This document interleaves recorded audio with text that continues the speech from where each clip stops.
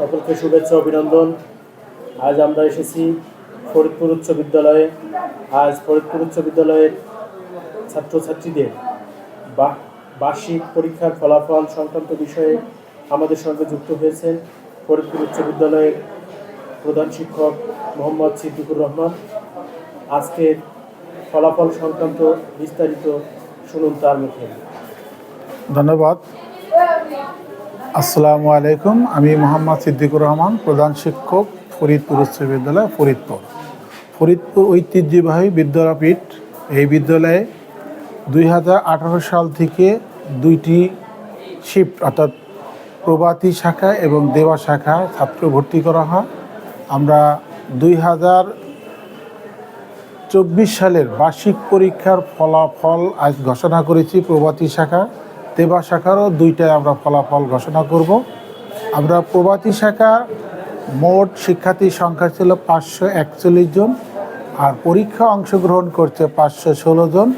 পরীক্ষা পাশ করেছে 479 এবং ফেল করেছে 37। পাশের হার আমাদের 92.89 এবং ফেল 7.11। আসলে আমাদের এই পাঠ্যসূচি বিভিন্ন সময় পরিবর্তন হওয়ার কারণে বাচ্চাদের একটা অন্তরায়, অভিভাবকের চিন্তিত হওয়ার ফলাফলেই আমাদের এবার একটু বাচ্চাদের একটু সমস্যা হয়েছে, কিন্তু আশানুরূপ ফলাফল আমাদের দুইটি শাখা শতভাগ পাস। সেটা হলো ক্লাস 6-এর ক শাখা শতভাগ এবং সপ্তম ক শাখা শতভাগ পাস। শুধুমাত্র খ শাখায় 6 জন ফেল এবং সপ্তম খ শাখায় 4 জন, অষ্টম ক শাখায় 4 জন, নবম ক শাখায় 2 জন এবং নবম খ শাখায় 9 জন ফেল। মোট 35 জন ফেল করেছে। এবার আশানুরূপ ফলাফল বাচ্চারা পেয়ে এবং অভিভাবক সহ সবাই অভিভূত এবং আনন্দিত। আমরা আশা করি মাধ্যমিক শিক্ষা অফিসারের সাথে যোগাযোগ করেছি যে অতি শীঘ্রই আমরা কিছু বই পাবো। পূর্ণাঙ্গ বই না পেলেও বাংলা, ইংরেজি, গণিত, বিজ্ঞান মোটামুটি 3 থেকে 4টি বই আমরা পেয়ে যাব। তিনি আশ্বস্ত করেছে প্রথম সপ্তাহে আমরা কিছু বই পাবো। আমরা 1 তারিখ থেকে ক্লাসে কার্যক্রম শুরু করব।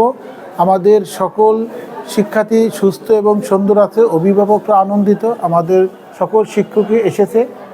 আমরা এই লক্ষ্যে ফলাফল ঘোষণা করে আমরা আনন্দিত। বিগত বছরের চাইতে এবারের ফলাফল ভালো। আমরা আশা করি সামনে ফরিদপুর স্কুল আরও উন্নত হবে। আর এবারে যে ক্লাস 6-এর যে ক শাখার ছাত্র শতভাগ পাস, আমরা আশা করি এই ব্যাচটা যদি ধরে রাখতে পারি এই স্কুলের ভাবমূর্তি আর উজ্জ্বল হবে। আমাদের প্রায় 10 থেকে 12টা জিপি-5 আছে। আমরা আশা করি এখানে শতভাগই জিপি-5-এর অন্তর্ভুক্ত হবে যদি আমরা এদের নার্সারিং করতে পারি। আশা করি সকল শিক্ষক আন্তরিকতার সাথে দেখবে, সেই আশা ব্যক্ত করি। এবং আমাদের তোমাদের পত্রিকার নাম হলো গণমুখী পত্রিকার সাবরুল ভাই, তাকে ধন্যবাদ জানাই যে সে কষ্ট করে আমাদের ফলাফল ঘোষণার সময় আসছেন। এখানে আমাদের প্রয়াসী সংগঠনের অসীম দাস, সে অসুস্থ, তিনি আমার কথা রেখেছেন। 11টায় এসেছে। ফলাফলটা অভিভাবকের চাপে আমার একটু আগেই দেওয়া লাগছে, কারণ আবার দিবা শাখার ফলাফল দিব, যার কারণে এটা আমরা অস্থিরতার মধ্যে ছিলাম। ফলাফল ঘোষণা করছে, অভিভাবকরাও ফলাফল হাতে পেয়ে আনন্দিত এবং আমার শিক্ষকরা আনন্দিত। যদি আমরা বইটা যথাসময় পেয়ে যেতাম তাহলে আমাদের আসলে আরও আনন্দের বিষয় ছিল, কিন্তু আমাদের সরকার পরিবর্তন হওয়ার কারণে বই পরিবর্তন হবে, যার কারণে একটু সময় লাগবে। আশা করি ধৈর্য সহকারে থাকলে আমরা যথাসময় বই পেয়ে দেবো। আমরা শ্রেণী কার্যক্রম যথাসময় শুরু করবে এই প্রত্যাশা রেখে এবং এই গণমুখী পত্রিকাকে ধন্যবাদ, গণমুক্তি পেপারের পত্রিকাকে যে সম্পাদন আছে সাবরুল ভাই, তাকে ধন্যবাদ জানাই এবং তাদের পরিবার পরিজন সুস্থ থাক এবং 2025 সাল সুন্দরভাবে বয়ে আনক এই প্রত্যাশা রেখে আমি আমার কথা শেষ করছি। বাংলাদেশ যে চিরজীবী হোক। সকলকে ধন্যবাদ।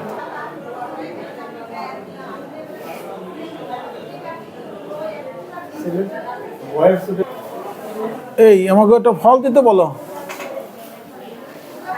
আমজাদ গণমুক্তি পত্রিকা আমাদের